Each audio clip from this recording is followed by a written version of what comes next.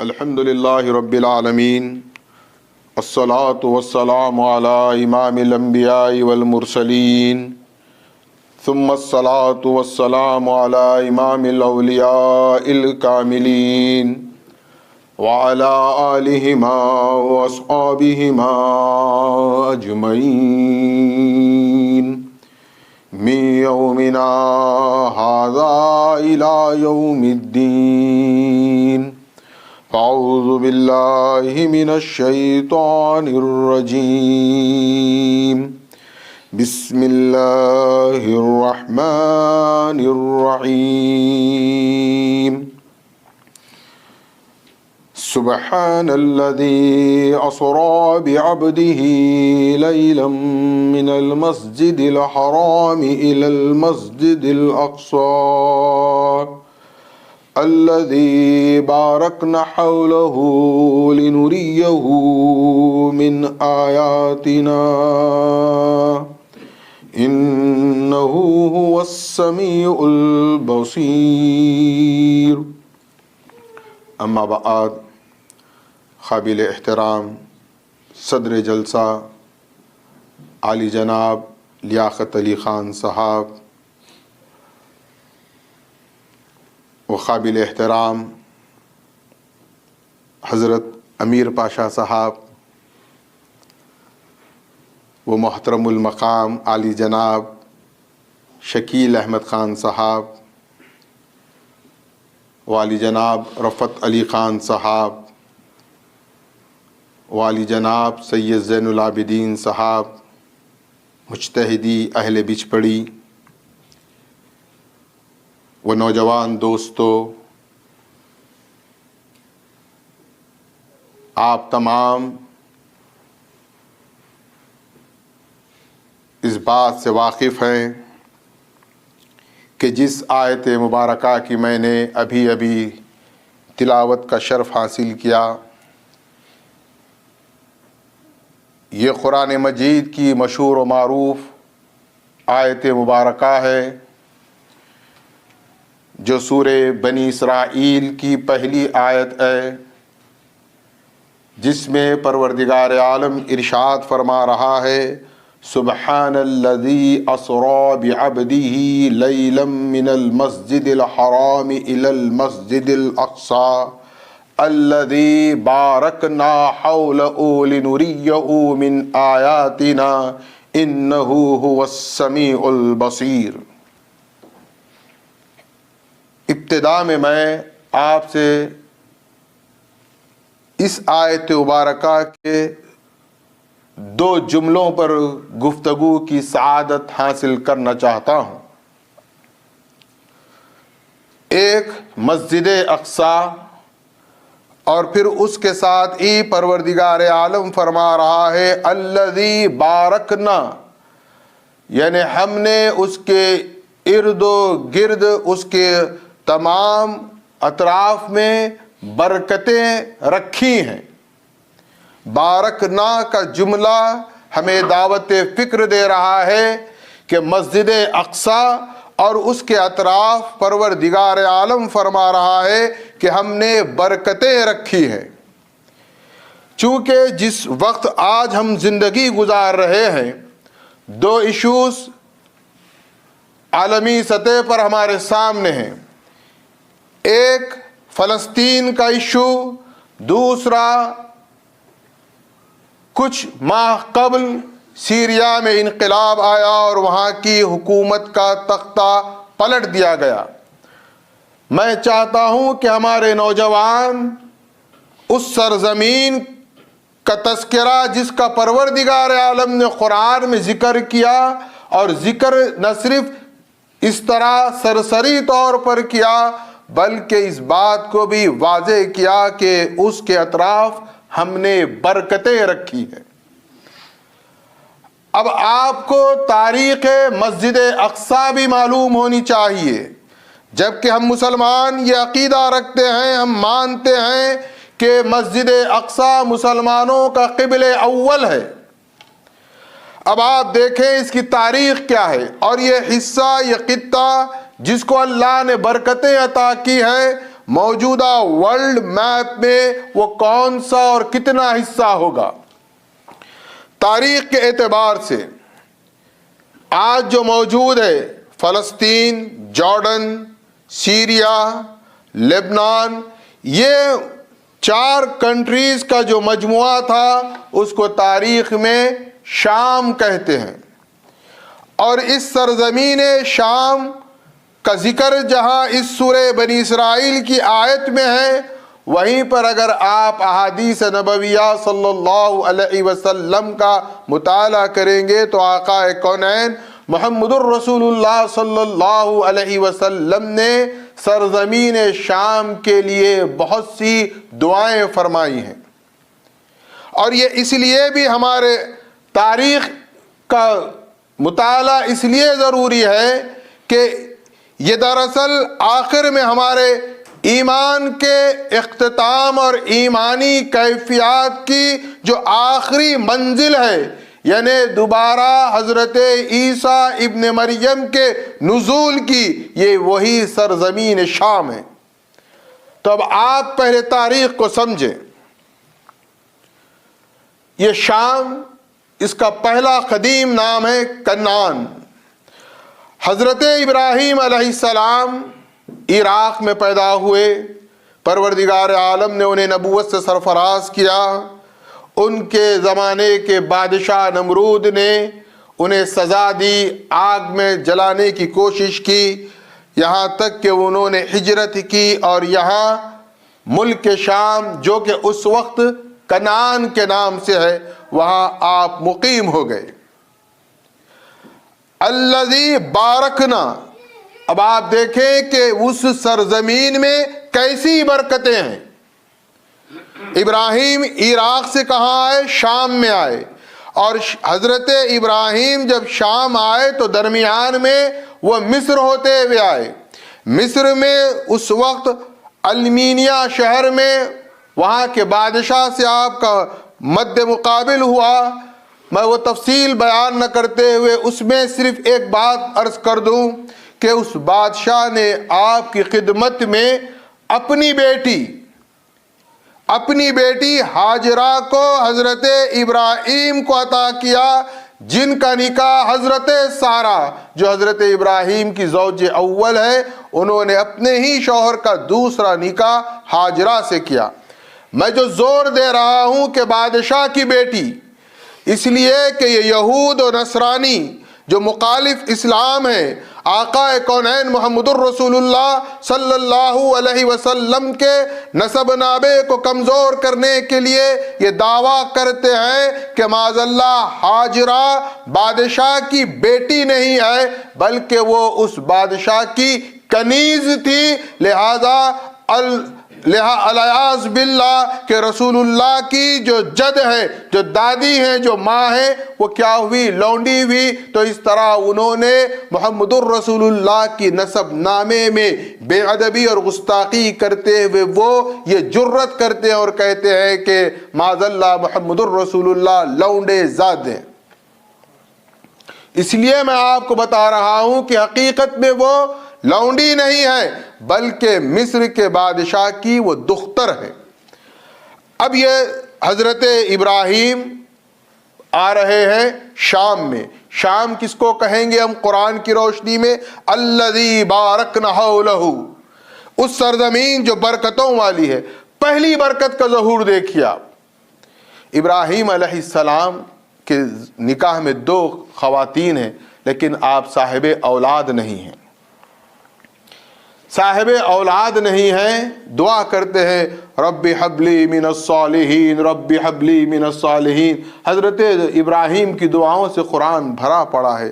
اللہ ان کو ابھی اولاد سرفراز نہیں کیا، لیکن یہ بارکنا حولہ لنریہ کے سرزمین پر آئے تو اللہ نے انہیں 80 سال کی عمر میں بیٹا عطا کیا۔ یہ پہلی برکت ہے، سرزمین شام کی پہلی برکت جس کا دعویٰ قرآن کر رہا ہے۔ کیا ہے؟ اللہ نے ابراہیم کو 80 برس میں اسماعیل جیسا ذبیح عظیم فرزند ارجمند عطا کیا۔ یہ پہلی برکت۔ برکت کس کو کہیں گے؟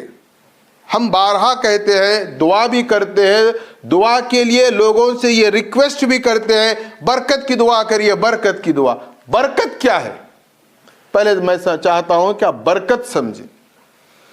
برکت کوئی فزیکل نہیں ہے، برکت نظر آنے والی نہیں ہے، برکت میٹا فزکس ہے، وہ نظر نہیں آتی۔ اب آپ دیکھیں کہ اگر آپ نے 2 آدمی کے کھانے کا پکوان کا اہتمام کیا ہے، لیکن 2 کے بجائے 10 اسی کو کھائیں اور سیر ہو جائیں، تو آپ کیا کہیں گے؟ کھانے میں برکت ہو گئی۔ اب آپ دیکھیں اس برکت کو مزید سمجھنے کے لیے میں ایک حدیث کا سہارا لیتا ہوں۔ ایک غزوے کے موقع پر حضور صلی اللہ علیہ وسلم تقریباً اپنے ساتھ اپنے اصحاب 800 سے 1000 کی تعداد ہے۔ حضرت جابر ابن عبداللہ حضور صلی اللہ علیہ وسلم کے بہت چہیتے صحابی ہیں۔ وہ گھر میں دیکھتے ہیں کہ یہاں رسول اللہ صلی اللہ علیہ وسلم اور اصحاب کے فاقے چل رہے ہیں۔ وہ اپنی زوجہ سے کہتے ہیں کہ گھر میں کچھ اناج ہے۔ ان کی زوجہ، ان کی بیوی کہتی ہے 2.5 سیر آٹا ہے۔ کتنا ہے؟ 2.5 سیر۔ 2.5 سیر کہیں گے 2.5 کلو کو، تو 2.5 کلو آٹا ہے۔ اور کیا ہے؟ تو ان کی بیوی نے کہا 1 بکری کا بچہ ہے۔ دیکھیے میاں بیوی کے ڈائلاگز اور ان کی بات کو آپ سماعت کریں۔ یہ ہم واقعات یا احادیث کو سنیں تو صرف یہ نہ سمجھیں کہ کوئی واقعہ ہوا گزر گیا، اس سے ہمیں کوئی سبق نہیں ہے۔ اس واقعے میں جب آپ اپنے آپ کو دیکھیں گے تو آپ کو سمجھ میں آئے گا کہ واقعے کی حقیقت کیا ہے۔ اب ایک میاں بیوی بات کر رہے ہیں، بیوی کہہ رہی ہے شوہر سے کہ بس 2.5 کلو آٹا ہے، 1 بکری کا بچہ ہے۔ شوہر نے کہا اچھا تم بتاؤ کتنے لوگ کھا سکتے ہیں؟ یہ ہمارے پاس بھی ہوتا ہے، بھئی اتنا ہے، کتنے لوگ کھائیں گے؟ تبصرہ ہوتا ہے گھر میں۔ تو ان کی زوجہ کہتی ہے کہ 8 سے 10 لوگ کھا سکتے ہیں۔ تو حضرت جابر نے کہا کہ اچھا ٹھہرو، میں رسول اللہ صلی اللہ علیہ وسلم کو خفیہ طور پر دعوت دے آتا ہوں۔ میرا دل نہیں مان رہا ہے کہ رسول اللہ رحمت للعالمین بھوکے ہیں۔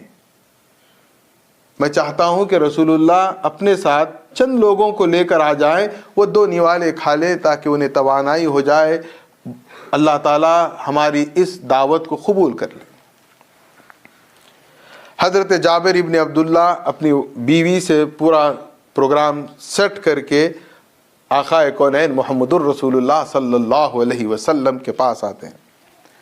آ کر کہتے ہیں کان میں بہت آہستگی سے کہ یا رسول اللہ، میرے پاس کچھ زیادہ اناج نہیں ہے، 2.5 سیر گیہوں ہیں، 1 بکری کا بچہ۔ دیکھیے آپ کتنے فیئر ہیں، صاف صاف بات کر رہے ہیں، اتنا ہی اناج ہے۔ میں چاہتا ہوں آپ اپنے چند ساتھیوں کے ساتھ، چند اصحاب کو لے کر میرے گھر آئے، دعوت ہے، آپ طعام فرمائیں۔ یہ کان میں کہہ رہے ہیں اور اس ڈر کے ساتھ کہہ رہے ہیں چونکہ گھر میں اناج نہیں ہے۔ ادھر یہ رحمت للعالمین ہے۔ رسول اللہ نے کبھی یہ نہیں چاہا کہ میں خود پیٹ بھر کے کھا لوں اور میری امت بھوکی رہے۔ رسول اللہ نے بآواز بلند اعلان کر دیا، سنو جابر ابن عبداللہ کے گھر دعوت ہے۔ اللہ اکبر۔ حضرت جابر کی تو بس زمین قدموں سے نکل گئی، حیران و پریشان ہو گئے۔ اب مگر وہاں ادب بھی دیکھیے آپ، انہوں نے رسول اللہ صلی اللہ علیہ وسلم سے یہ نہیں کہا کہ یا رسول اللہ یہ بات بہت خفیہ تھی، میں کان میں کہہ رہا تھا، آپ نے تو برملا اعلان کر دیا، آپ نے میری عزت خاک میں ملا دی۔ ہوتا انسان ہے، ہم اور آپ ہوتے تو یہی ہوتا۔ لیکن وہ کون تھے؟ اصحاب رسول، جن کو اللہ نے رضی اللہ عنہم ورضوا عنہ کی سند دی۔ خاموش ہو گئے، دوڑتے ہوئے بیوی کے پاس آئے، بیوی سے بولے ایک ہنگامہ ہو گیا، ایک تماشا ہو گیا۔ بیوی نے پوچھا ہوا کیا آخر؟ بولے 10 آدمی، 8 سے 10 آدمی کھانے کا اپنے پاس کھانا ہے، उधर देखे रसूलुल्लाह तो ऐलान कर दिए, वो तो 800 से 1000 है, कहां से खिलाएंगे। अब बीवी का भी जवाब सुनिए। बीवी ने कहा ऐलान कौन करे, तुम करे क्या, होता ना। देखिए आप एक एक वर्ड पे आप गौर करिए, ये हमारे साथ होता है, ये सब ये हमारी अपनी प्रैक्टिकल लाइफ में होता है। क्या पूछा बीवी ने, ऐलान कौन करे, आप करे। तो हजरत जाबिर इब्न अब्दुल्लाह ने कहा नहीं मैं नहीं करा। फिर कौन करे, तो बोले रसूलुल्लाह सल्लल्लाहु अलैहि वसल्लम ने किया है। तो बीबी ने जवाब दिया जब ऐलान वो करे हैं तो दावत के जिम्मेदार अब वो हैं, हम नहीं हैं। ये यकीन होना चाहिए।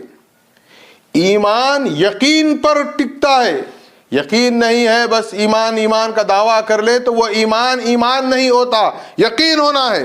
हजरत जाबिर इब्न अब्दुल्लाह की ज़ौजा को कैसे यकीन है कि उन्होंने ऐलान किया है तो वो जिम्मेदार हैं, जब वो बुलाकर लाएंगे तो खिलाएंगे भी वो, हमारा काम पकाना है।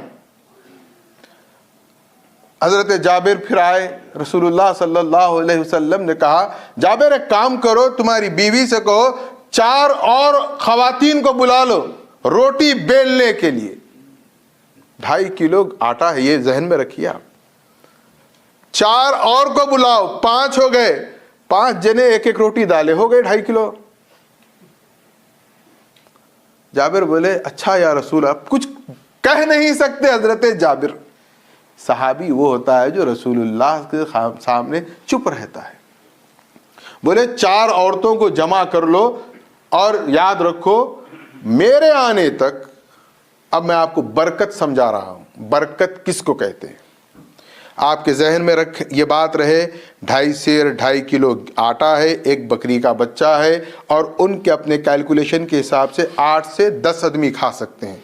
दावत कितनी हो गई, 800 से 1000 की। अब रसूलुल्लाह ने जाबिर इब्न अब्दुल्लाह से कहा कि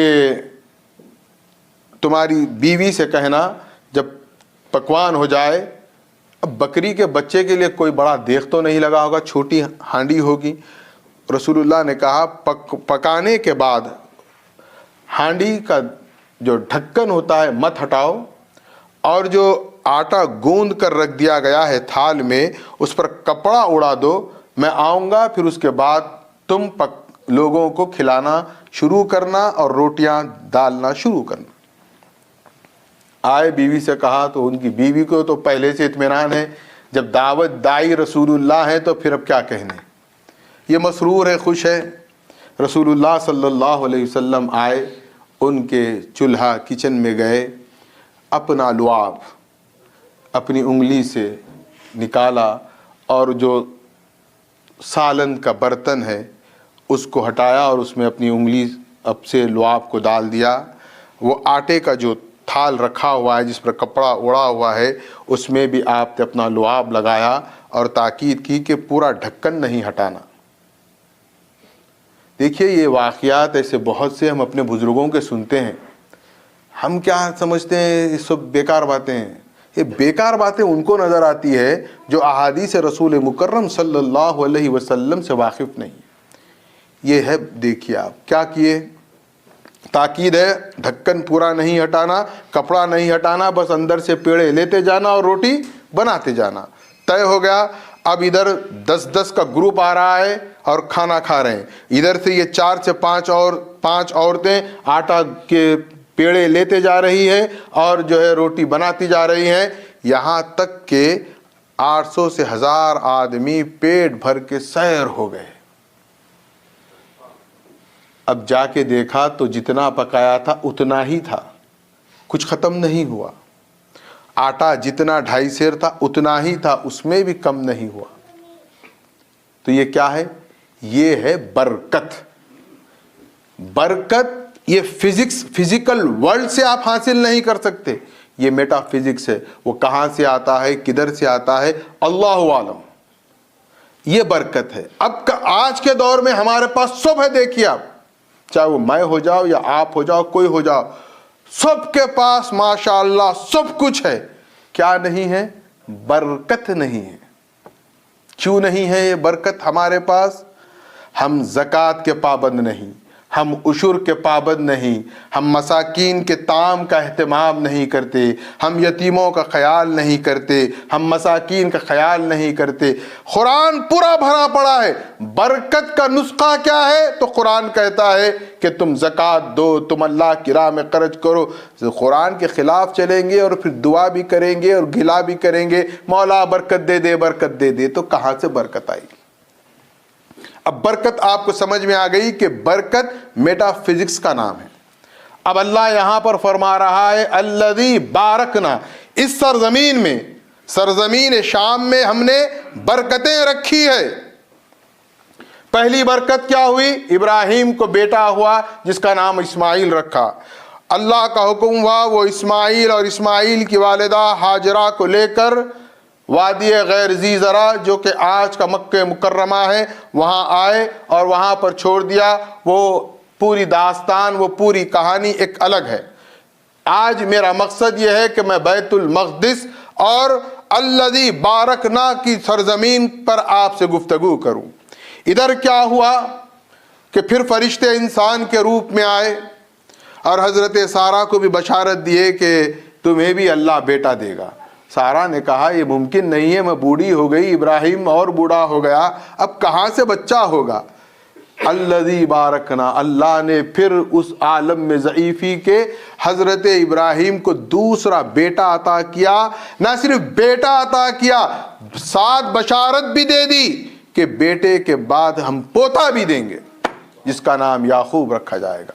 وَوَهَبْنَا لَهُ إِسْحَاقَ وَيَعْقُوبَ، برکت دیکھیا، پہلے اسماعیل، پھر دوسرا اسحاق، پھر اسحاق کے ساتھ بشارت ہے اسحاق صاحب اولاد ہوگا، اس کا بیٹا یعقوب ہوگا۔ اب ادھر کیا ہوا؟ اسحاق اور ادھر اسماعیل ہے۔ ادھر اسحاق کے بیٹے یعقوب، یعقوب کو اللہ نے 12 بیٹے عطا کیے۔ ان میں ایک چھوٹا بیٹا جس کو حضرت یوسف کہا جاتا ہے، وہ اس قدر حسن کا شاہکار ہے کہ ان کے حسن کو ہم کیا بیان کریں۔ قرآن خود بیان کرتے ہوئے کہتا ہے کہ مصر کی خواتین کے سامنے پھل اور چھری رکھا گیا اور یوسف کو سامنے سے گزرایا گیا تو خواتین مصر کے پھل کے ساتھ انگلیاں کٹ گئی اور حسن یوسف کے نظارے میں انہیں احساس تک نہیں ہوا۔ تو کیا خوبصورت ہوئے یوسف۔ حضرت یوسف شام سرزمین برکت سے کہاں آ گئے؟ وہ اپنی ایک پورا واقعہ ہے، سورہ یوسف پڑھیے کبھی آپ، اللہ نے تفصیل کے ساتھ اس بات کو بیان کیا ہے۔ بہرحال یوسف آ گئے مصر، حالات کے ساتھ وہ وہاں کے منسٹر آف فائنانس بن گئے۔ اور ادھر کیا ہوا؟ یعقوب، یعقوب کی دوسری اولاد، ایک کنبہ قبیلہ خاندان ہے۔ کہاں پر ہے وہ؟ فلسطین میں ہے، سرزمین شام۔ الذی بارکنا حولہ لنریہ کی سرزمین پر حضرت یعقوب اپنے اہل و عیال کے ساتھ ہیں۔ قحط سالی ہوئی تو انہوں نے کیا کیا؟ ادھر مصر کی طرف سفر کیا۔ اب یعقوب اپنی پوری اولاد کو لے کر کہاں آ گئے؟ مصر۔ اب یہ یعقوب اور اسحاق کی اولاد کو کیا کہا جاتا ہے؟ بنی اسرائیل۔ آج بھی آپ دیکھیں ہم جس شہر میں ہیں یہاں پر آپ کو یہودی نظر آتے ہیں۔ یہودیوں میں بھی 2 گروپ ہیں۔ ایک جو گروپ ہے وہ خالصتاً حضرت یعقوب کی جو اولاد سے ہے، حضرت ابراہیم کی اولاد سے ہے۔ ان کی پہچان ہے کہ وہ اپنے بال لمبے رکھتے ہیں اور بالوں کو کرو کرتے ہیں، داڑیاں لمبی لمبی ہوتی ہیں اور اونچی ہیٹ پہنتے ہیں، تو آپ سمجھ جائیں کہ یہ حضرت ابراہیم کی اولاد سے ہے۔ اور یہ یہودیوں میں جو اصل یہودی ہیں، ان کی خواتین آج بھی حجاب اور پردہ کرتی ہیں۔ بہرحال ادھر کیا ہوا؟ یعقوب آ گئے، یعقوب کے ساتھ اولاد آ گئی اور مصر میں اب پروان چڑھنے لگے۔ سرزمین برکت پیچھے رہ گئی۔ مصر میں کیا ہوا؟ اب یہاں پر یہ لوگ گروتھ ہوئے، ان میں انبیاء مسلسل آتے رہے۔ اچھا، ایک چیز اور علمی بات آپ ذہن میں رکھیں، اللہ کے کلام کی حقانیت کیا ہوتی ہے؟ ہم بارہا سورہ بقرہ کی آیت پڑھتے ہیں، وَإِذِ ابْتَلَىٰ إِبْرَاهِيمَ رَبُّهُ بِكَلِمَاتٍ فَتَمَّهُنَّ قَالَ إِنِّي جَاعِلُكَ لِلنَّاسِ إِمَامًا قَالَ وَمِن ذُرِّيَّتِي قَالَ لَا يَنَالُ عَهْدَ الظَّالِمِينَ۔ یہ آیت ہم بارہا پڑھتے ہیں۔ آپ کو معلوم ہونا چاہیے آدم سے لے کر ابراہیم تک جو زمین پر انبیاء آئے مختلف خاندانوں میں آئے، مختلف نسبوں میں آئے، مختلف نسلوں میں آئے، مختلف آئے ابراہیم سے پہلے. لیکن یہاں پر وَإِذِ ابْتَلَىٰ إِبْرَاهِيمَ رَبَّهُ بِكَلِمَاتٍ فَتَمَّهُنَّ قَالَ إِنِّي جَاعِلُكَ لِلنَّاسِ إِمَامًا. اس آیت کے بعد جتنے انبیاء آئے ہیں، لاکھوں ہو جائیں یا کروڑوں ہو جائیں، سب کے سب اولاد ابراہیم میں ہیں. اللہ نے اپنی اسکیم کو بدل دیا. ابراہیم سے پہلے کیا ہوتا؟ کسی کے بھی گھر، کسی کے بھی خاندان میں اللہ کسی کو نبی منتخب فرماتا. لیکن یہاں پر اب ابراہیم کے بعد کیا ہوا نظام؟ ابراہیم ہی کی اولاد میں نبوت اور رسالت کو اللہ نے محفوظ کر دیا، یہاں تک کہ دافع ہلاکت امت محمدیہ امام آخر الزمان مہدی موعود علیہ السلام بھی نسب خاندان حضرت ابراہیم سے وابستہ ہیں. یعنی ابراہیم سے لے کر حضرت امام مہدی علیہ السلام تک جتنے خلفاء اللہ ہیں وہ تمام کے تمام کیا ہوئے؟ اولاد ابراہیم. اسی لیے حضرت ابراہیم کو کہا جاتا ہے ابو الانبیاء. اب یہاں پر یہ مصر میں گروتھ ہوتے رہے، اس کے بعد ان میں انبیاء بھی آتے رہے، لیکن جو قبطی جو اوریجنل ایجپشنز تھے ان کا آپس میں اختلاف ہوتے ہوتے یہ غلام بن گئے. ایجپشنز قبطیوں نے جو فرعونہ مصر تھے ان یہودیوں کو، بنی اسرائیل کو کیا کیا؟ غلام بنا لیا. اب انبیاء اپنی جگہ آئے اور گزرتے گئے، لیکن آخر میں اللہ نے ایک جلیل القدر پیغمبر ان میں پیدا کیا اور اس پیغمبر کو معجزاتی طور پر محفوظ بھی رکھا، جس کو تاریخ انبیاء میں حضرت موسیٰ علی نبینا علیہ الصلاۃ والسلام کہا جاتا ہے. موسیٰ کو جب نبوت ملی، قرآن پڑھیے آپ، موسیٰ کو جب اللہ نے نبوت عطا کی تو پہلے انہوں نے یہ دعویٰ نہیں کیا فرعون کے سامنے جا کر کہ تو اللہ کو مان لے یا میری نبوت کو مان لے. قرآن میں حضرت موسیٰ کا جو پہلا اسٹیٹمنٹ فرعون کے دربار میں ہے وہ یہ ہے کہ فرعون میری قوم کو میرے ساتھ میرے وطن چھوڑ دے. کون سا وطن ہے؟ شام، الذی بارکنا. اب آپ کو واقعات معلوم ہے کہ حضرت موسیٰ قوم کو لے کر نکلے. اچھا، حضرت یوسف سے موسیٰ تک کا ٹائم پیریڈ بھی آپ ذہن میں رکھیے، 1500 سے 2000 سال کا وقفہ ہے. اتنا لانگ ٹائم وہاں پر رہنے سے ان کی آبادی پاپولیشن کتنا ہو گیا؟ بعض روایات کے مطابق 6 لاکھ، بعض روایات کے مطابق 12 لاکھ. اب یہ 6 یا 12 لاکھ کو لے کر نکلے. کہاں آ رہے ہیں؟ مصر سے شام آ رہے ہیں، فلسطین آ رہے ہیں. الذی بارکنا حولہ لنریہ من آیاتنا کی سرزمین پر آ رہے ہیں. اب جب قریب آئے تو دیکھا کہ وہاں پر دوسروں نے قبضہ کر لیا، ان کی اپنی حکومت تھی، وہ بت پرست تھے. تو ان موسیٰ کو اللہ نے حکم دیا کہ اپنی قوم سے کہو ان سے مقابلہ کریں اور اپنی زمین کو، اپنے ملک کو حاصل کریں. دیکھا کہ سامنے کی جو فوج ہے وہ بہت ہی قوی ہیکل ہے، بہت اسٹرانگ سولجرز ہیں، ان بہت اسلحہ ہے، بہت طاقتور ہے. یہودی ہمیشہ یہ بات رکھیے، وہاں سے ابھی تک یاد رکھیے آپ، لڑنے سے ڈرتا، یہ بات یاد رکھیے. اب انہوں نے کہا موسیٰ سے کہ موسیٰ یہ ہمارا کام نہیں ہے اتنے بڑے بڑے پہلوانوں سے لڑنا، تو اور تیرا خدا جا کر لڑ. موسیٰ بولے میں اکیلا. خیر اس کے بعد کیا ہوا؟ اس کی انہیں سزا ملی. سزا کیا ملی؟ اب سنا ڈیزرٹ میں، صحرائے سنا میں اب یہ لوگ گھومتے رہے. ساتھ موسیٰ ہے، ایسا نہیں ہے کہ موسیٰ نہیں ہے، موسیٰ ہے. صبح آپ سفر طے کرتے اپنے شہر جانے فلسطین، پھر شام دیکھتے تو پھر وہیں پہ رہے جہاں سے سفر شروع کیا. اسی طرح بھٹکتے رہے، پھرتے رہے. لیکن یہ اللہ کی لاڈلی اور بہت محبوب قوم ہے بنی اسرائیل. قرآن میں سورہ بقرہ میں اللہ فرماتا ہے یا بنی اسرائیل اذکروا نعمتی التی انعمت علیکم وانی فضلتکم علی العالمین. پوری عالمین پر اللہ نے ان کو فضیلت دی. اچھا غلطی کیے تھے, سزا بھی دے رہا ہے. اللہ رحمان اور رحیم بھی ہے. کیا کیا؟ موسیٰ بولے اللہ میری قوم ہے, رحم کر, نادان ہے, غلطی کر رہے ہیں. دیکھیے پیغمبر کی دعا کا اثر بھی دیکھیے.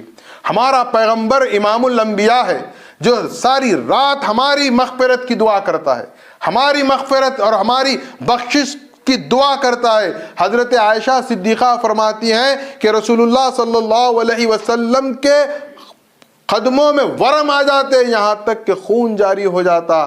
آپ کہتی ہیں کہ یا رسول اللہ اتنی محنت کیوں کرتے ہیں آپ؟ تو رسول اللہ فرماتے ہیں کہ کیا میں اللہ کا وہ شکر گزار بندہ نہ بنوں؟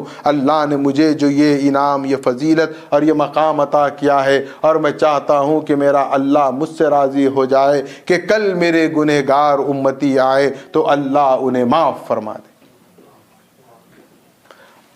یہ دعا رسول اللہ صلی اللہ علیہ وسلم کی ہے, اور میرا یقین ہے, میرا ایمان ہے کہ اللہ اس دعا کو کبھی رد نہیں فرمائے گا. موسیٰ کی دعا ہوئی تو اللہ نے کہا اچھا موسیٰ ایک کام کرتے ہیں, ان پر بادلوں کا سایہ کر دیتے ہیں, صحرا میں پھر رہے ہیں.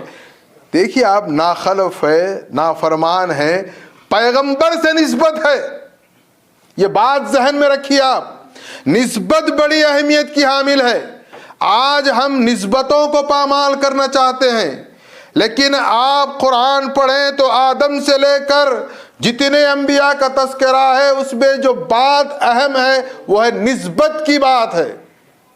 موسیٰ کی قوم کو موسیٰ سے نسبت ہے. اللہ کی غیرت کو گوارا نہیں کیا تو اللہ نے کیا کیا؟ بادلوں کو ان کے سر پہ سایہ کر دیا. اللہ نے کہا یہ تو ہو گیا, یوں سمجھ لیجئے کہ ایئر کنڈیشن کا سسٹم اللہ نے ان کے لیے مقرر کر دیا. موسیٰ ہے, دیکھیے آپ پیغمبر بھی اپنی امت سے کتنی محبت کرتا ہے, اور ہمارے پیغمبر محمد الرسول اللہ صلی اللہ علیہ وسلم سب سے زیادہ کسی کی محبت کی ہے تو وہ ہم سے محبت کیے ہیں. یہ سفر معراج میں آپ غور کریں, سدرۃ المنتہا سے آگے لامکاں پر پہنچے, قاب قوسین او ادنیٰ کی منزل پر پہنچے تو آپ نے کسی کے لیے کچھ نہیں مانگا. کیا نہیں مانگ سکتے تھے بولیے؟ مانگا تو کیا مانگا؟ کہا مولا میری امت میں گنہگار آ جائیں گے تو تو ان کو معاف فرما دے.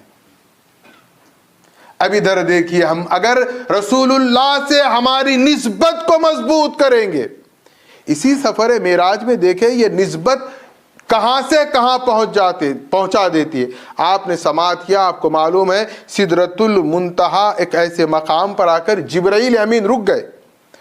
جبرائیل رک گئے, رسول اللہ نے کہا چلو. جبرائیل آگے تو جبرائیل نے کہا یا رسول اللہ ایک بال برابر, قدم بہت بڑی بات ہو گئی, بال برابر بھی جبرائیل آگے بڑھے گا تو تجلیات الہی سے میرے پر جل جائیں گے اور میں جل جاؤں گا. یہ جبرائیل ہے. جبرائیل ساتھی ہیں رسول اللہ کے سفر معراج کے, لیکن اس پر آپ ایک چیز غور کریں, یہ رسول اللہ جا رہے ہیں, آپ سے نسبت ہو گئی نالین کو, جوتیوں کو. رسول اللہ صلی اللہ علیہ وسلم کے جسم اطہر کو جوتیاں وہ چمڑے کی لگے ہوئی ہیں. نسبت رسول اللہ کی بنا پر اللہ نے رسول اللہ سے کہا محمد خبردار اپنے نالین اتار کر مت آ, اب ان نالین کو تجھ سے نسبت ہو گئی ہے, میں چاہتا ہوں کہ تو میرے عرش پر اپنے نالین کے ساتھ آ. یہاں ایک بات کہہ کر میں اپنی تاریخ کے سبق پر جاتا ہوں. دیکھیے آپ اپنے اندر ایمان پیدا کریے, یقین پیدا کریے. علم سے ایمان کبھی آیا نہ انشاءاللہ آئے گا. ہم بڑی غفلت میں جی رہے ہیں, معلومات نہیں, علم نہیں. علم ایمان علم کا محتاج نہیں ہے، ایمان میں یقین ہونا چاہیے، محبت رسول ہونا چاہیے۔ یہ واقعہ ایک مرتبہ قائد ملت نواب محمد بہادر ارجنگ بیان کر رہے تھے، کرتے کرتے کیفیت میں آ گئے۔ وہ عاشق رسول تھا، وہ مہدی علیہ السلام کا وہ مصدق سپاہی تھا جس نے ہر مقام پر للکار کر خود کو مہدوی کہا۔ اس کے ایمان کو دیکھیے آپ۔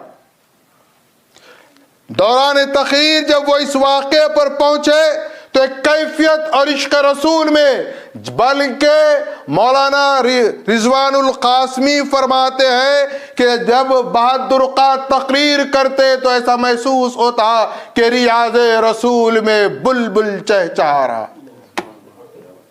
اب وہ اس منزل پر پہنچ کر اس واقعے کے تحت کہتے ہیں کاش اس وقت اگر جبرائیل کے علاوہ یہ بہادر کا رسول اللہ کے ساتھ ہوتا تو قدموں کو لپٹ جاتا اور سدرۃ المنتہا سے آگے گزر جاتا۔ یہ یقین ہونا ہے۔ ہم آج محتاج ہیں علم کے، اور میں آپ سے مطالبہ کرتا ہوں، آپ سے درخواست کرتا ہوں کہ آپ علم نہیں بلکہ یقین پیدا کریے، ایمان پیدا کریے، اور ایمان کی روح محبت رسول صلی اللہ علیہ وسلم ہے۔ ادھر موسیٰ سے نسبت ہوئی، سایہ ہو گیا بادل کا۔ بولے موسیٰ یہ سایہ تو آ گیا، کھانا کہاں سے آئے گا؟ دیکھیے کتنے نٹکھٹ کتنے شریر ہیں یہودی۔ موسیٰ بولے اچھا کھانا بھی ہونا۔ دیکھیے آپ کہاں پر آرڈر ریپلیس ہو رہا ہے ان کا کھانے کا؟ آسمان پر آرڈر ہو رہا ہے۔ اللہ سے کہہ رہے ہیں مولا آپ ان کو کھانا بھی چاہیے، پانی بھی چاہیے۔ اچھا پوری لیوش لائف ہونا ہے ان کو، پنشمنٹ میں بھی ہے، دیکھیے آپ لیوش لائف بھی چاہیے۔ اب اللہ موسیٰ کی دعا رد نہیں کیا، بولا ٹھیک ہے ہم کیا کرتے ہیں، آسمان سے ان کے لیے، میں اپنے الفاظ میں کہہ رہا ہوں، باربیکیو کا انتظام ہو گیا۔ من و سلوا پکا پکایا آ جاتا، تازہ فریش، جنت سے آ رہا ہے، کوئی معمولی بات نہیں ہے، کوئی بڑی ریسٹورنٹ سے نہیں آ رہا ہے۔ کہاں سے آ رہا ہے؟ جنت سے آ رہا ہے، من و سلوا آ رہا ہے۔ پانی، ہرس ختم نہیں ہوتی، انسان کی فطرت میں ہے بس ڈیمانڈ پر ڈیمانڈ کرنا۔ کہاں ہے وہ؟ صحرا میں ہے۔ بولے پانی، اللہ بولا اچھا پانی ہونا۔ موسیٰ کو بولے یہ 12 ہے، اگر ایک چشمہ ہوگا تو پھر آپس میں لڑ مریں گے، ایک کام کرو تم اپنا عصا 12 جگہ مارو، میں 12 چشمے جاری کر دیتا ہوں۔ 12 چشمے جاری ہو گئے۔ کیا لائف ہوئی سوچو آپ، آسمان سے کھانا آ رہا، زمین سے پانی آ رہا، چھت کے لیے جو ہے بادل ہے، پیغمبر ساتھ ہے، پیغمبر کی نسبت کے صدقے مل رہا ہے۔ کتنے گنہگار ہیں آپ تصور کر لیں، کتنے ناہنجار، کتنے سرکش ہیں، کتنے نڈر ہیں، کتنے باغی ہیں، بس ان تمام میں ایک دھاگا جوڑے رکھا ہے نبوت سے تو اللہ اتنا مہربان ہے۔ ایک دھاگا جوڑا تو اللہ اتنا مہربان۔ یہاں خلیفۃ اللہ مہدی علیہ السلام نے کہا کہ تم ان دھاگوں کے پیچھے مت رہو بلکہ تم اتباع محمد الرسول اللہ کے مطابق اپنی زندگی کو ڈھال لو، تو کیا مقام ہوگا، کیا مقام ہوگا ایک مہدوی کا۔ اب ادھر حضرت موسیٰ اسی پیریڈ میں انتقال کر گئے۔ حضرت یوشع بن نون کو اللہ نے کیا کیا؟ نبوت عطا کی۔ انہوں نے کہا اتنا صبح ہو گیا، اللہ کی طرف سے آپ کو ملا، خیر وہ واقعہ الگ ہے، انہوں نے اس پر بھی اعتراض کیا ہے، پھر کبھی اس کو بھی میں آپ کے سامنے رکھوں گا۔ بہرحال ادھر یوشع بن نون آئے، بولے اب نہیں، اب ہم لڑیں گے، ایسا نہیں ہوتا، تھوڑا تیار کرے، تھوڑا موٹیویٹ کرے اور پوروں کو تیار کرے، اپنے باپ دادا کی زمین ہے، اپنے باپ دادا کا گھر ہے، انکریج کرے۔ بہرحال فوج تیار ہوئی اور یہ لوگ کیا ہوا، فلسطین کو قابض کر لیے۔ اب وہاں پر ان کی پہلی مرتبہ حکومت قائم ہو گئی۔ کتنے سال کے ٹائم پیریڈ کے بعد؟ 1500 سے 2000 سال کے بعد۔ اب کیا ہے؟ یہ سرزمین برکت ہے، الذی بارکنا۔ اب یہاں پر طالوت کی حکومت آ گئی۔ तालूत के मद्द मुकाबिल एक मर्तबा जालूत आ गया। जालूत भी ऐसा बड़ा ताकतवर था कि कोई उससे मुकाबले के लिए तैयार नहीं था। उस वक्त हज़रत दाऊद अलैहिस्सलाम एक नौजवान थे, घर में कोई उनकी अहमियत नहीं थी, 8 भाइयों के बाद थे, उनकी कोई वैल्यू नहीं थी, उनको बस जानवर चराने पर रखा गया था। वो आए मैदान जंग में, अपने भाइयों का वो खाना लेकर आते थे, उनकी ये ड्यूटी थी। उन्होंने देखा कि सामने वाला ललकार रहा है जालूत, और ये तमाम बैठे हुए हैं, कोई लड़ने तैयार नहीं है। बोले उसका इतना पावर है, उसके नाम से डर हैबत है, कौन लड़ेगा। इधर तालूत ने ऐलान किया कि जालूत को जो मारेगा मैं इनाम में अपनी बेटी उसके निकाह में दूंगा। उन्होंने कहा कि आपको बदले में बादशाह की बेटी मिलेगी, बादशाह के दामाद हो जाओगे। तो जवाब दिया, दाऊद जान बचेगी तो दामाद बनेंगे, या जान का खतरा है। तो दाऊद अलैहिस्सलाम ने कहा मैं मुकाबला करता हूँ। तालूत से लोगों ने कहा ये नौजवान बच्चा क्या मुकाबला करेगा। तो तालूत ने कहा कोई तो सामने आया पहलवान पहला, कोई तो शेर बन के आया, जा तू लड़, कहकर उन्होंने दाऊद अलैहिस्सलाम को जालूत के मद्दे मुकाबिल भेज दिया। अब वो फौजी जो लिबास होता है पूरा लोहे का, उसमें वो कवर है। अब उसकी सिर्फ 2 आंखें दिख रही है, ये इनके पास कोई हथियार नहीं, कुछ नहीं है। ये दरअसल क्या करते थे, चूंकि जानवरों को चराते थे तो गुलेल रखते थे अपने पास। गुलेल से क्या करते थे, जानवरों की हिफाजत करते थे। इस कदर निशाना बाज थे कि उस गुलेल से एक पत्थर इस तेजी के साथ, इस कुव्वत के साथ मारा कि जालूत की एक आंख में घुसा और वहीं पर दम तोड़ दिया और ढेर होकर जमीन पर गिर गया। अब क्या हुए, दाऊद तालूत के दामाद बन गए। यहाँ रुक कर एक बात और कहता हूँ, अब बरकत की ज़मीन है। देखिए आप, इधर दाऊद को वो क़ुव्वत अता की, उनको वो तरन्नुम अता किया, उनकी लहन वो अता की कि चरिंद परिंद भी उनके कलाम को सुनते, पहाड़ भी उनके कलाम को सुनते, उनको बहुत बड़ी हुकूमत अता की। ये जो तालूत है, ये तालूत से आपका बड़ा ताल्लुक़ है। ये तालूत के 10 बेटे थे, एक जंग में शहीद हो गए। दाऊद को तालूत ने कहा मेरी एक ज़ौजा वो हामिला है, उसको अगर औलाद होगी तो तुम तरबियत करना। अब बाद में उस औरत ने जब जन्म दिया तो 2 बच्चे हुए, उनका नाम रखा गया अरमिया, एक का नाम रखा गया बरखिया, एक का नाम रखा गया। और यही बरकिया के बेटे का नाम है आसिफ, जो वो शख्स हैं जिन्होंने हजरत सुलेमान के दरबार में मलिके बिल्कीस के तख्त को पलक झपकने की देर में हाजिर कर दिया। अच्छा, आपको मालूम ये कौन है? तारीख अपनी मालूम कर लीजिए। मैं चाहता हूं, कभी मेरी बड़ी तमन्ना है कि अब कौम अफगान की एक हिस्टोरिकल सीरीज को स्टार्ट करूं। ये तालूत के जो 2 बेटे हैं अरमिया और बरखिया, ये बरखिया के बेटे जो आसिफ हैं, ये आसिफ ही की औलाद को कौम अफगान कहा जाता है। अब इधर क्या हुआ कि हुकूमत कायम हो गई दाऊद की।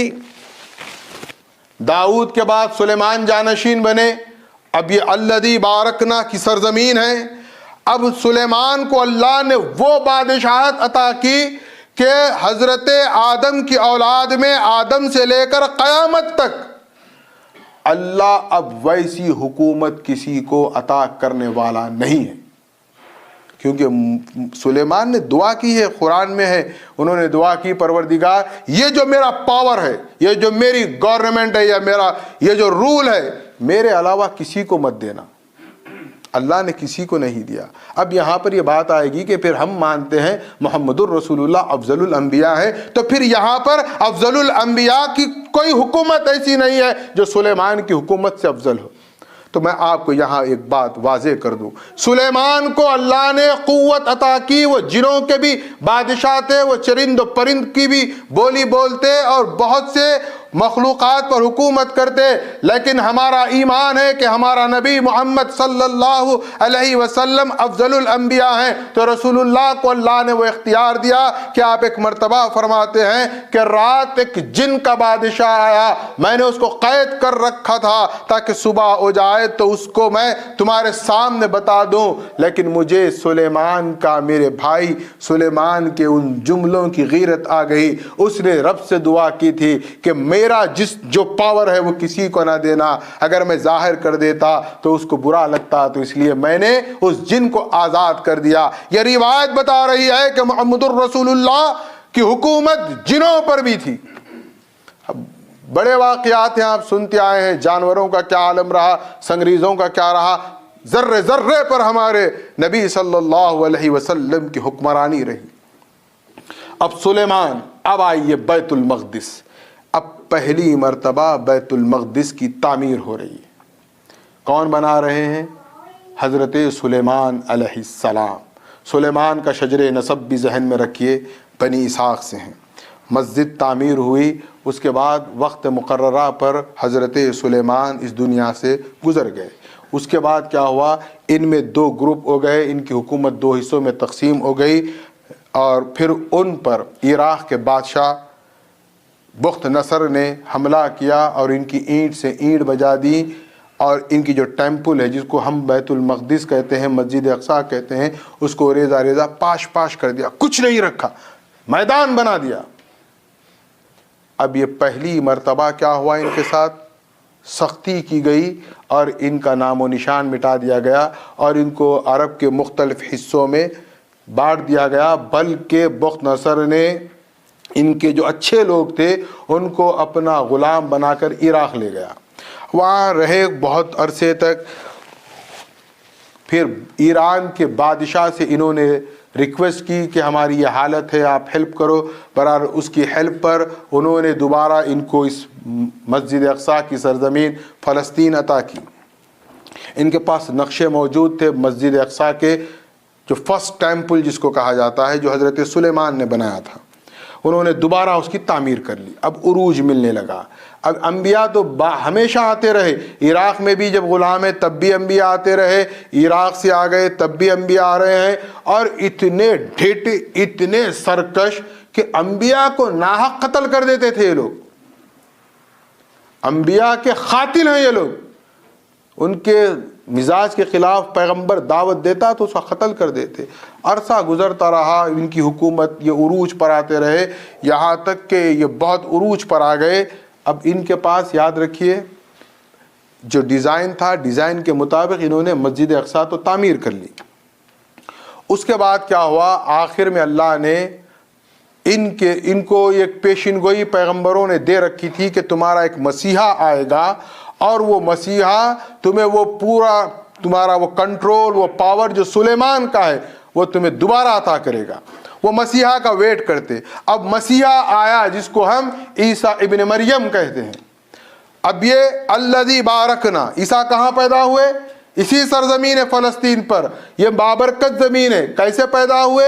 معجزاتی طور پر پیدا ہوئے، بغیر باپ کے عیسیٰ پیدا ہوئے، یہ برکت ہے۔ پھر مریم سے کہا گیا یہ بچہ کہاں سے لائی؟ تو انہوں نے کہا بچے سے پوچھو، بچہ پورا خطبہ دیا ہے سورہ مریم میں، اللہ نے اس خطبے عیسیٰ ابن مریم کو نقل کیا ہے۔ بچہ پنکھوڑے میں بولا، یہ اس زمین کی برکت ہے۔ اب برکتیں آپ دیکھیں۔ اب پھر اس کے بعد کیا ہوا، انہوں نے عیسیٰ کی ہی مخالفت شروع کر دی، ولد الزنا کہا، معاذ اللہ، ان کی والدہ کو نعوذ باللہ زانیہ کہا۔ مگر پیغمبر جو ہوتا ہے وہ ڈرتا نہیں ہے، جو رسول ہوتا ہے وہ ڈرتا نہیں ہے، وہ دعوت دیتے رہے۔ ایک مرتبہ کیا ہوا، سنسار جس کو کہتے ہیں، سٹوننگ جس کو کہا جائے گا ہمارے سمجھنے کے لیے، کہ اگر کوئی زنا کرتے ہیں تو اس کی سزا ہے۔ یہودیوں کے پاس بھی، چونکہ یہودی یا مسلمان کوئی الگ نہیں ہے، بیس ان کا اسلام ہے، دین اسلام ہے، لہذا ان کے پاس بھی زانی کی سزا سنسار ہے، اسلام میں بھی وہی سزا ہے۔ اب وہاں پر ہوا یہ کہ ایک عورت پر زنا کا الزام لگا اور ایک میدان میں تمام نے اس کو گھیر لیا، اور اب جیسے ہی سنسار یعنی اسٹوننگ شروع کی جانے لگی کہ اچانک حضرت عیسیٰ آئے، آ کر انہوں نے کہا خبردار کوئی ایک بھی پتھر نہیں مارنا۔ ہاں صرف وہ شخص پتھر مار سکتا ہے جس نے اب تک زنا نہیں کیا ہے، اور یاد رکھنا میں تمہارے گھروں کے بھید جانتا ہوں، تم گھر میں کیا پکوان کرتے ہو جانتا ہوں، گھر میں کیا کلام کرتے ہو جانتا ہوں، خبردار جھوٹ نہ کرنا، جھوٹ نہ بولنا۔ اور وہی شخص سنسار کرے گا جس نے کبھی اپنی زندگی میں زنا نہیں کیا ہے۔ دیکھتے کیا ہے کہ پورا میدان صاف ہو گیا، ایک انسان نہیں بچا، تو اندازہ کریں کتنے خبیث ہو گئے تھے۔ اب ادھر مسجد اقصی کے صحن میں سود کا کاروبار کرتے تھے یہ لوگ، اور اللہ کو بہت سے چیزوں سے نفرت ہے، لیکن دو چیزوں سے اللہ کو سخت چڑ ہے ہمارے الفاظ میں، ایک سود اور ایک جھوٹ۔ سب برداشت کر لیتا اللہ۔ قرآن پڑھیے، قرآن میں اللہ نے سود خوروں کے ساتھ اعلان جنگ کیا ہے۔ ہم یہ عالم ہے 60 سال کی عمر تک سود خوری کریں گے، اسی پیسے سے حج کر کے حاجی صاحب بنیں گے اور کہیں گے ہم توبہ تلہ کر لیے۔ یہ ہمارا حساب ہے۔ استغفر اللہ۔ اب کیا ہے اللہ کو سخت ناپسند؟ سود اور جھوٹ، اور یہ مسجد اقصی کے صحن میں سود اور جھوٹ کا کاروبار کر رہے ہیں۔ حضرت عیسیٰ نے ان کے میزوں کو گرا دیا، ان کو ڈانٹا، انہوں نے کہا کہ یہ اب ہمارے بس کے باہر ہے۔ چونکہ رومن ایمپائر بھی ان کے قریب، ان کے پاس بس چکا تھا، وہ سپر پاور بن چکا تھا، اور انہوں نے رومن ایمپائر سے ایک سیٹ اپ کیا تھا کہ لا اینڈ آرڈر آپ کا ہوگا، مذہبی جتنا بھی معاملہ وہ ہمارا ہوگا۔ اب انہوں نے عیسیٰ کو کیا کیا؟ ان کے مطابق، یہودیوں کے مطابق، وہ کہتے ہیں ہم نے عیسیٰ کو صلیب پر چڑھا دیا، سولی پر چڑھا دیا، اور عیسیٰ کو ہم نے قتل کر دیا۔ یہ نظریہ کس کا ہے؟ عیسیٰ قتل ہو گئے، عیسیٰ مر گئے، یہ نظریہ یہودیوں کا ہے، اور ان خبیث اور بدبخت یہودیوں کا ہے جن کا نہ ایمان کیا ہے، جو نہ صرف سود کو حلال کر لیے، انبیاء کو قتل کر لیے، ان کا عقیدہ ہے کہ عیسیٰ مر چکے ہیں۔ آج اگر کوئی مسلم مفکر، مسلم دانشور، مسلمان ہونے کا دعویٰ کر کے یہ کہتا ہے کہ عیسیٰ مر چکے ہیں، اب دوبارہ نہیں آنے والے ہیں، تو سمجھ جائیں اس کا کنیکشن کس سے جڑتا ہے۔ ادھر اللہ نے کہا ما قتلوا وما صلبوا، نہ ہم نے ان کو قتل ہونے دیا، نہ صلیب پر چڑھنے دیا، لیکن اللہ کو اب جلال آ گیا۔ انبیاء قتل ہوئے، آپ کہیں گے انبیاء قتل ہوئے تو اللہ کو جلال نہیں آیا۔ دیکھیے انبیاء اور رسول کا یہ فرق ہے۔ حضرت عیسیٰ رسول ہے، اللہ نے کہا تم نے میرے رسول سے زیادتی کی ہے، اللہ نے انہیں آسمانوں پر اٹھا لیا۔ ادھر ان پر ٹائٹس نے حملہ کیا اور ان کے نیز تو نابود کر دیا۔ ایک دیوار باقی رکھا ہے، وہ آج بھی موجود ہے، جس کو دیوار گریا کہتے ہیں، جہاں آپ دیکھیں گے کبھی ویڈیوز میں یہ یہودی جا کے یوں سر ہلا ہلا کر دعائیں کرتے ہیں۔ وہ دیوار ایک باقی ہے، باقی بیت المقدس جو تھا وہ ختم ہو گیا۔ اب ادھر یہ 17 AD میں 70 عیسوی میں رومن ایمپائر جو عیسائی ہو چکا تھا، انہوں نے قانون بنایا۔ قانون یہ بنایا کہ روئے زمین پر بسنے والا کوئی یہودی ملک فلسطین میں داخل نہیں ہو سکتا۔ نہ صرف داخل نہیں ہو سکتا بلکہ زیارت کے لیے بھی نہیں آ سکتا۔ ٹوٹلی بین کر دیا گیا۔ بین کون کر رہے ہیں؟ مسلمان نہیں کر رہے ہیں۔ آج جو ان کے بغل گیر ہیں یہودیوں کے عیسائی، ان عیسائیوں نے 70 عیسوی میں یہودیوں پر ملک فلسطین میں داخلہ بین کر دیا تھا، بند کر دیا تھا، اور سختی کے ساتھ کہا تھا کہ خبردار ایک یہودی داخل نہیں ہونا۔ کب تک چلا؟ وقت گزرتا گیا۔ وہ 632 عیسوی میں حضرت عمر ابن خطاب کے دور خلافت میں بیت المقدس فتح ہوا۔ اچھا، یہ جو زمین ہے برکت کی، اس کی یہ برکت دیکھیے آپ۔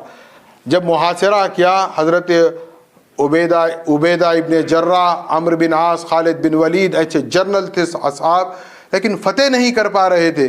تو اندر سے عیسائیوں نے میسیج پاس کیا کہ آپ 100 سال بھی محاصرہ کریں گے تو ہم کو فتح نہیں کر پائیں گے، یہ ایک اللہ کی بابرکت زمین ہے. اچھا پھر کیسے ہو؟ تو بس ہماری کتب میں یہ لکھا ہوا ہے، یہ بشارت ہے، فقیر نما بادشاہی ہم کو فتح کر سکتا ہے. بادشاہ نہیں، صرف فقیر بادشاہ. حضرت عمر کو اطلاع دی گئی تو حضرت عمر آئے اپنے غلام کے ساتھ. دیکھیے حضرت عمر کا یہ بیت المقدس کا سفر ہمیں دعوت فکر دیتا ہے، یہ ہمیں پیغام دیتا ہے کہ یہ عمر کا سفر دراصل مہدویت کی عکاسی اور آئینداری پر مظہر ہے. بادشاہ ہے، 20 لاکھ مربع کلومیٹر پر جس کی حکومت ہے، قیصر و کسریٰ رومن امپائر عمر ابن خطاب کے نام سے کانپتے ہیں، وہ بیت المقدس میں فلسطین میں داخل ہو رہا ہے. تو یہ حال ہے، غلام سواری پر ہے، یہ نکیل پکڑے ہوئے ہیں، کیچڑ میں پیر جانے سے جوتے خراب ہو گئے تو وہ جوتے ہاتھ میں، ایک جوتے ہاتھ میں ہے، ایک میں نکیل ہے، کپڑوں پر پیوند لگے ہوئے ہیں اور چمڑے کے پیوند ہیں تو دور سے نظر آ رہے ہیں. ایک دیکھیے آپ ذرا امیجن کریے تو آپ کو نہیں محسوس ہوگا مہدوی دائرے کا ایک فقیر آ رہا ہے. یہ فقراء، یہ فقیر، یہ اللہ کے محبوب بندے ہوتے ہیں. دنیا انہیں حقارت کرے، جو بھی کرے، لیکن رب راضی ہوتا ہے. آئے تو انہوں نے کہا اب ہم آپ کے ساتھ سرنڈر کرتے ہیں. فقیر بادشاہ عمر ابن خطاب کے حوالے بیت المقدس کیا. یہ رحمتا للعالمین کے صحابی ہیں حضرت عمر ابن خطاب. ان عیسائیوں نے شرط رکھی کہ عمر آپ جو چاہیں کر لیں، ہماری ایک شرط کو مان لیں، ہم آپ کے سپرد ہوتے ہیں، یہ حکومت آپ کے حوالے کرتے ہیں، یہودیوں کو آپ کبھی یہاں انٹری مت دینا. عمر بولے یہ تو ظلم ہو جائے گا، ان کا بھی بیت المقدس ہے، ان کا بھی مقدس مقام ہے، یہ بہت زیادتی ہے. ہمارا دین، ہمارا مذہب، ہمارا اسلام اس زیادتی، ظلم، استبداد کا قائل نہیں ہے، ہم ان کو اجازت دیں گے. انہوں نے کہا نہیں ایسا کرے، صرف زیارت کی اجازت دیں، آپ یہاں پر اسٹے ہونے کی اجازت مت دیں، گھر خریدنے کی، رہنے کی اجازت مت دیں. بہرحال حضرت عمر نے ان کی شرط کو قبول کیا اور یہودیوں کے لیے پہلی مرتبہ 70 عیسوی 70 AD سے 632 تک 500-550 سال تک یہودی الذی بارکنا حولہ کی زمین پر داخل نہیں ہو سکے. اور یہ داخلہ بند کس نے کروایا تھا؟ عیسائیوں نے کروایا تھا. یہ کھلایا کس نے؟ یہ عمر ابن خطاب رضی اللہ تعالیٰ عنہ نے. اب آنے لگے، زیارت کو آتے گئے جاتے گئے، لیکن 1914 میں پھر مسلمانوں کے ساتھ دھوکے بازی کی گئی اور ان کو وہاں پر رہنے کی اجازت فراہم کی گئی اور سلطنت عثمانیہ کا ادھر خاتمہ کیا گیا. اور 1948 میں انہوں نے اسرائیل اپنی کنٹری کو ڈکلیئر کر دیا. اب اس کے بعد آپ کے سامنے ہے، لیکن اب برکت دیکھیے آپ. اب برکت ہے، عیسیٰ بغیر باپ کے پیدا ہوئے. اب یہ مسجد اقصیٰ قبلہ اول ہے، یہ بھی ذہن میں رکھیے. میں جانتا ہوں وقت زیادہ ہو رہا ہے، لیکن میں چاہتا ہوں کہ سرزمین فلسطین کی عظمت اور مسجد اقصیٰ سے جو مسلمانوں کا روحانی لگاؤ ہے، آپ کم سے کم آج شب معراج اس کو سمجھ کر اٹھیں. رسول اللہ صلی اللہ علیہ وسلم مکہ مکرمہ میں جو لوگ عمرہ جاتے ہیں یا حج کو جاتے ہیں یا جانے والے ہیں، اللہ ہر ایک کو لے جائے. میری یہ بات بہت غور سے سنیں اور اس کا آپ جا کر اہتمام بھی کریں اور نیت رکھیں کہ یہ میرے آقا محمد صلی اللہ علیہ وسلم کی سنت ہے. رسول اللہ کہاں ہے؟ مکے میں ہے. قبلہ کیا ہے جب اس وقت؟ بیت المقدس مسلمانوں کا قبلہ ہے. اب رسول اللہ کو محبت کس سے ہے؟ کعبۃ اللہ سے محبت ہے. اب اس محبت میں کوئی مسئلہ نہیں پیدا ہو رہا ہے. آپ دیکھیں گے کہ رکن یمانی سے حجر اسود سے آپ ادھر مڑتے ہیں تو کیا نظر آئے گا آپ کو؟ کعبۃ اللہ کا دروازہ نظر آئے گا. پھر آگے بڑھیں گے تو پھر ادھر حتیم نظر آئے گا. اب یہ رکن یمانی سے حجر اسود کا جو دیوار ہے، وہ جو ڈائریکشن ہے، رکن یمانی اور حجر اسود کے درمیان میں جو دیوار ہے کعبۃ اللہ کی، وہاں پر رسول اللہ صلی اللہ علیہ وسلم عبادت کرتے وقت رخ کرتے، اس کو کہا جاتا ہے استقبال القبلتین۔ ہوتا کیا ہے، اب آپ دیکھیں رکن یمانی اور یہ حجر اسود، اب یہ درمیان میں آپ نماز ادا کر رہے ہیں، سامنے کعبۃ اللہ ہے، اسی بالکل ایکول ڈائریکشن میں مسجد اقصی ہے۔ تو ایک وقت دونوں قبلوں کی طرف ہم رخ کر کے عبادت کر رہے ہیں۔ کرنا فرض نہیں ہے، محبت رسول میں کبھی کر لیں تو اللہ نواز دے گا، میرا اپنا یہ یقین ہے۔ جب جائیں تو ہم ادھر ادھر وقت نہ گزاریں، یہ استقبال القبلتین میں بتا رہا ہوں آپ کو واضح طور پر۔ رکن یمانی سے شروع آپ ایسا آتے جائیں گے تو ادھر حجر اسود آپ کو کارنر پر ملے گا، آپ کو گرین لائٹ بھی اوپر نظر آئے گی۔ تو یہ جو بیلٹ ہے، یہ جو حصہ ہے، یہ ہے جہاں رسول اللہ صلی اللہ علیہ وسلم وہاں مکہ مکرمہ میں نماز ادا کرتے تھے۔ تو ڈائریکشن میں کیا ہوا، کعبہ تو سامنے ہے، کعبے سے بالکل اسی ڈائریکشن میں مسجد اقصی ہے، تو رسول اللہ کو کبھی کوئی اعتراض نہیں ہوا۔ اب چلے گئے مدینے میں تو ڈائریکشن الٹا ہو گیا۔ دیکھیے آپ کیسا ہے، اگر اب بتاؤں میں آپ کو کہ مان لیں آپ یہ کعبۃ اللہ ہے، اب یہ یہاں پر مدینہ منورہ ہے، اس کے بعد ہے مسجد اقصی، تو درمیان میں آ گیا مدینہ۔ کدھر کعبے سے دیکھا جائے تو دونوں ایک ہی ڈائریکشن میں ہے۔ اب مدینے میں آ جائیں گے تو بیت المقدس ادھر ہوگا، کعبۃ اللہ ادھر ہو جائے گا، مکمل چینج ہو جائے گا۔ اب رسول اللہ کو خواہش تھی کعبۃ اللہ کی، اور کئی آپ نے بارہا سنا، بارہا پڑھے، رسول اللہ حالت نماز میں قد نرى تقلب وجهك في السماء فلنولينك قبلة ترضاها، کیا مقدس آیتیں ہیں۔ اللہ رسول اللہ کی ان نگاہوں کی اداؤں کو قرآن کا حصہ بنا دیا۔ رسول اللہ نے دعا نہیں کی، رسول اللہ نے مانگا نہیں، کہا نہیں، بس دل میں خیال آیا، بس حسرت بھری نگاہیں اٹھانے لگے تو قد نرى تقلب وجهك في السماء فلنولينك قبلة ترضاها۔ قبلہ کیا ہے حبیب، تیری رضا ہی تو قبلہ ہے۔ تو قبلہ بدل گیا تو ہمارا کیا ہوا، وہ قبل اول ہوا۔ اب یہ قبل اول بھی ہوا اور سفر معراج کا اسٹیشن اول بھی ہے، یاد رکھیے۔ رسول اللہ کعبۃ اللہ سے جا سکتے تھے، اللہ ہے، رسول اللہ ہے، جبرائیل ہے، براق ہے، پورا سسٹم ان کا ہے، لیکن اللہ نے کیا کیا، یہاں لائے۔ کہاں لائے؟ مسجد اقصی۔ کیوں لائے؟ اللہ خود کہہ رہا ہے کیوں لایا، الذی بارکنا حولہ لنریہ من آیاتنا، یہاں برکتیں ہیں، ہماری نشانیاں ہیں، اور محمد ہم چاہتے ہیں کہ تم کو دکھائیں۔ اچھا یہ ایسی بابرکت ہے، اب عیسیٰ جب دوبارہ آئیں گے تو کہاں آئیں گے؟ اسی شہر میں آئیں گے، اسی مسجد اقصی کے قریب آئیں گے، اسی سرزمین شام میں آئیں گے۔ اور آپ کو معلوم ہونا چاہیے جب دجال جانا چاہے گا مقام لد کہاں ہے؟ اسی سرزمین فلسطین پر ہے، مقام لد پر ہے۔ اب وہ بھی جانتا ہے دجال کہ یہ کوئی پورٹل کی انٹری کا یہاں پر ڈور ہے۔ عیسیٰ آئے تھے اوپر سے، عیسیٰ زمین سے کہیں سے نکل کر نہیں آنے والے ہیں، آسمان سے آنے والے ہیں۔ دجال کو بھی علم ہے اگر بھاگنا ہے عیسیٰ سے تو کہاں سے بھاگوں گا؟ اسی سرزمین سے۔ یہاں پر کوئی انٹری پوائنٹ ہے، انٹری پوائنٹ ہے۔ عیسیٰ آئیں گے، رسول اللہ کہا گئے مسجد اقصی سے قاب قوسین او ادنیٰ تک۔ اب آپ دیکھیں کہ معراج، یہ اللہ برکتیں دکھایا رسول اللہ کو، کیسی عظیم برکتیں پیغمبر کو دکھا رہا ہے۔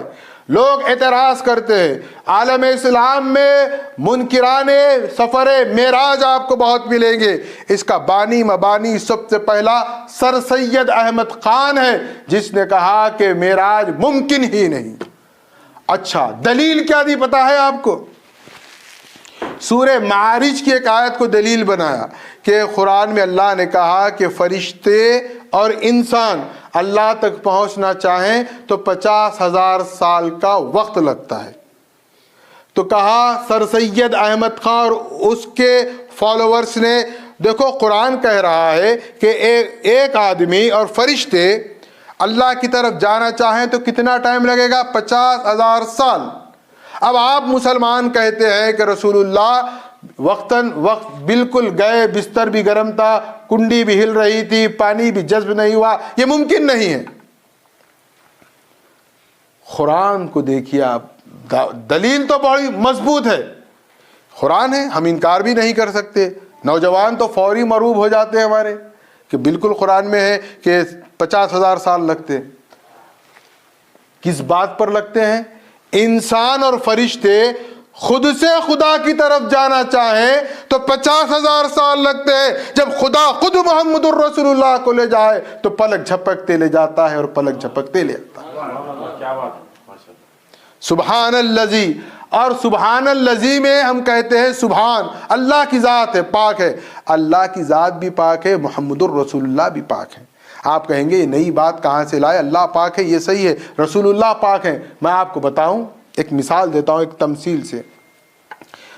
ٹرین کی پٹریوں پر 10 بوگی ٹھہرے ہوئے ہیں، سامنے ایک بیل کو آپ باندھ دیں تو آپ مجھے بتائیے وہ ایک بیل ان 10 بوگیوں کو کھینچ سکتا ہے کیا؟ 10 لوہے کے مضبوط بوگیاں ہیں، کھینچنا کس کو ہے؟ بیل کو۔ بیل کھینچ سکتا؟ آپ بنیے کیسا مشکل ہے، نہ ہوتی، دیوانی بات ہے، موٹے الفاظ۔ اچھا، اب وہیں پر کہیں گے 25 بوگیاں ہیں اور پاورفل انجن ہے، آپ بولیں گے زبردست، فل اسپیڈ میں بھاگے گے ہم، مطلب انجن ڈبوں کو کھینچا تو کیا ہوا؟ یہاں پہ انجن بھی مضبوط ہونا ہے، ڈبے کھینچنا ہے۔ اب اگر اس کے برعکس ہم مثال کر دیں، انجن اسٹرانگ ہے، ڈبے ٹوٹے پھوٹے ہیں، تو کیا ہوگا؟ انجن جب اپنی اسپیڈ سے لے جائے گا تو یہ جو ٹوٹے پھوٹے پہلے سے ڈبے ہیں ان کی دھجیاں اڑ جائیں گے، بکھر جائیں گے۔ یہ اسپیڈ تو ہم سمجھتے ہیں۔ تو کیا چاہیے؟ کیا جیسا لے جانے والا ہو جانے والا بھی ویسا ہو۔ اللہ سبحان الذی ہے، اللہ سبحان ہے، اللہ اپنی پوری قدرت کاملہ سے اپنے حبیب کو لے جا رہا ہے تو اس کا حبیب بھی وہ سبحان ہے کہ اس سفر میں اللہ کے ساتھ جا رہا ہے۔ اور آپ سبحان الذی اسرا، اسرا کہتے ہیں، میں اپنے الفاظ میں کہوں تو تفریح کو کہیں گے۔ ایک سفر ہوتا ہے، ایک اسرا ہوتا ہے، یعنی اگر آپ مارننگ واک پر نکلتے ہیں مثال کے طور پر تو مجھے بتائیے 120 کی اسپیڈ سے آپ بھاگتے ہیں کیا؟ مارننگ واک ہے، کیا بات ہے، آہستہ آہستہ چلیں گے۔ چلتے چلتے کیا کرتے ہیں؟ ادھر بھی دیکھتے ہیں، ادھر بھی دیکھتے ہیں، نظارے بھی دیکھتے ہیں، فوارے بھی دیکھتے ہیں، سب کچھ دیکھتے ہیں۔ تفریح کہتے ہی ہیں، سیر کہتے ہی ہیں، دیکھتے دیکھتے گزرنا۔ سیر اور سفر میں فرق ہے، یاد رکھیے آپ۔ رسول اللہ کے بارے میں اللہ نے کیا فرمایا؟ سبحان الذی اسرا، ہم سیر پر لے گئے تو رسول اللہ نعوذ باللہ من ذالک آنکھ بند کر کے اسپیڈ سے نہیں چلے گئے۔ سیر خود دلالت کر رہا ہے کہ رسول اللہ نے ادھر جنت کو بھی دیکھا، ادھر دوزخ کو بھی دیکھا، 7 آسمانوں کو دیکھا، ساری مخلوقات کو دیکھا، سارے عالم کو دیکھا۔ رسول اللہ کی سیر کوئی معمولی بات نہیں ہے، اللہ کے حبیب کی سیر ہے۔ ہم خود جب سیر کیا سوچتے ہیں تو کتنا اہتمام نہیں کرتے، ہم اپنی سیر کا اہتمام کرتے ہیں۔ یہاں رب العالمین رحمتا للعالمین باعث تکوین کون و مکان محمد الرسول اللہ کی سیر کا اہتمام کر رہا ہے تو کس عالم میں کر رہا ہوگا؟ سیر ہو رہی ہے، سیر میں رسول اللہ دیکھتے جا رہے ہیں۔ اچھا، سیر میں رسول اللہ کی اسپیڈ کا کیا عالم ہے وہ یاد رکھیے آپ، کیا عالم ہے؟ پلٹ کر آئے، بستر بھی گرم، کنڈی بھی ہل رہی ہے، وضو کا پانی بھی جذب نہیں ہوا، یہ سیر کی اسپیڈ ہے۔ تو رسول اللہ کے سفر کی کیا اسپیڈ ہوگی؟ میری بات پہنچ رہی ہے آپ تک؟ میں کہہ رہا ہوں یہ سیر تفریح کی یہ اسپیڈ ہے، بستر بھی گرم، کنڈی بھی ہل رہی ہے، پانی بھی جذب نہیں ہوا، یہ سیر کی رفتار ہے۔ تو سفر کی رفتار کیا ہوگی؟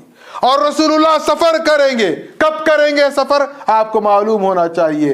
رسول اللہ روز محشر سفر کریں گے جب امتی آواز دے گا یا رسول اللہ یا رسول اللہ، رسول اللہ کو پکارے گا تو وہاں رسول اللہ میدان حشر میں سیر نہیں کریں گے، اپنی امت کے لیے سفر کریں گے۔ تو کیا تیزی ہوگی اندازہ کریں آپ. اب آپ دیکھیں لیلن اسرا بعبدہ، عبد پر آپ نے بارہا سنا. میں یہاں ایک نقطہ نیا آپ کے سامنے رکھنا چاہتا ہوں.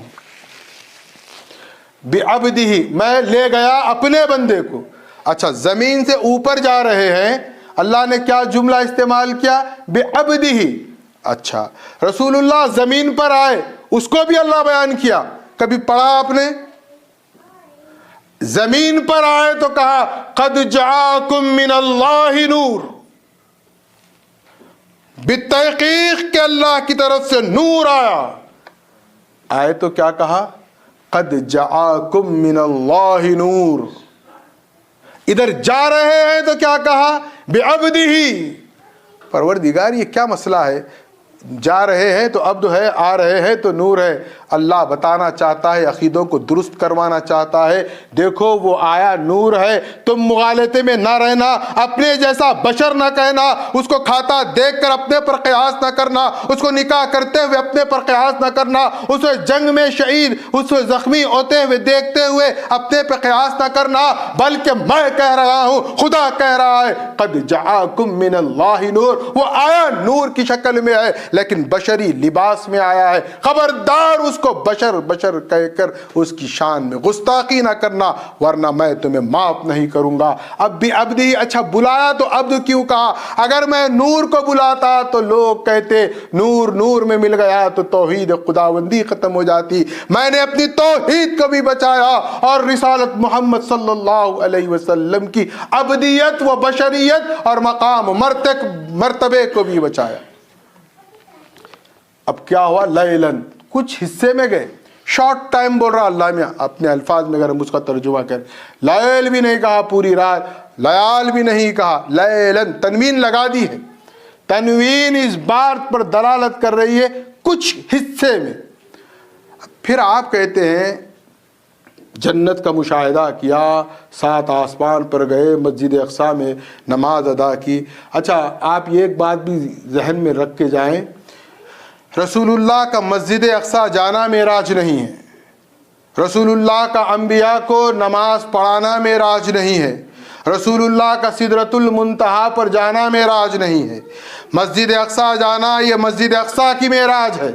انبیاء کی امامت کرنا یہ انبیاء کی معراج ہے. سدرۃ المنتہا پر جانا یہ جبرائیل کی معراج ہے. میرے محمد صلی اللہ علیہ وسلم کی معراج یہ ہے کہ آپ نے مقام قاب قوسین پر خدا کا دیدار کیا ہے. یہ رسول اللہ کی معراج ہے. اب یہاں پر کچھ حصے میں گئے اور آ گئے. میں سمجھتا ہوں بہت دیر ہو رہی ہے، بات کو بالکل سمٹ کر میں اپنی بات ختم کر دیتا ہوں. کچھ حصے میں گئے. پھر آپ کہتے ہیں کہ اتنا طویل سفر ہوا. آپ روایت میں آتا ہے کہ جنت کے دروازے کی چوکھٹ کی چوڑائی کا یہ عالم ہے، تیز رفتار گھوڑا ادھر سے دوڑ کر ادھر چوکھٹ کو پورا کرنا چاہے تو 70,000 سال کا وقت لگتا ہے. اب آپ اس کی لمبائی چوڑائی جنت سب آپ اب سوچتے جائیں کتنا ٹائم. پھر کیا ہوا؟ یہاں آئے تو کنڈی بھی ہل رہی، بستر بھی گرم، پانی بھی وضو کا جذب نہیں ہوا. ہوا کیا پھر؟ ایک تمثیل. مان لیتے ہیں ہم فیملی کے ساتھ کہیں ٹرپ پر جا رہے ہیں. ہمارے گھر میں ایک واچ ہے، اس میں ایک سیل ہے. ہم کیا کرتے ہیں، وہ سیل جا رہے ہیں چپ چلتے رہے گی، سیل نکال لیتے ہیں. ہم سیل نکالے، دیکھا کیا ٹائم ہو رہا ہے، 12 بج رہے ہیں. ٹھیک ہے، 1 مہینہ سب فری، سیر پکنک پورے ہماری ہو گئی. آنے کے بعد اب وہ گھڑی میں سیل ڈالیں گے تو کیا ٹائم بجے گا بولیے آپ؟ 12 پر نکالے تھے، 12 پہ لگائیں گے تو 12 بجیں گے. اب آپ گھڑی دیکھ کر کیا کہیں گے؟ 12 بجے گئے تھے، 12 بجے آ گئے. تو رسول اللہ صلی اللہ گھڑی کی جان کیا ہے؟ سیل ہے. رسول اللہ صلی اللہ علیہ وسلم کیا ہے؟ جانے کائنات ہے. اللہ نے اٹھا لیا تو یہ سارا عالم رک گیا، پلٹ کر آئے تو عالم جاری و ساری ہو گیا. تو اللہ نے ہمیں اس نبی کی امت میں پیدا کیا ہے، اور نبی کو جان کائنات اللہ نے بنایا، اور اللہ اس سفر کا راوی ہے اور فرما رہا ہے سبحان الذی اسری بعبدہ لیلا من المسجد الحرام الی المسجد الاقصی الذی بارکنا حولہ لنریہ من آیاتنا۔ وآخر الدعوانا الحمد للہ رب العالمین۔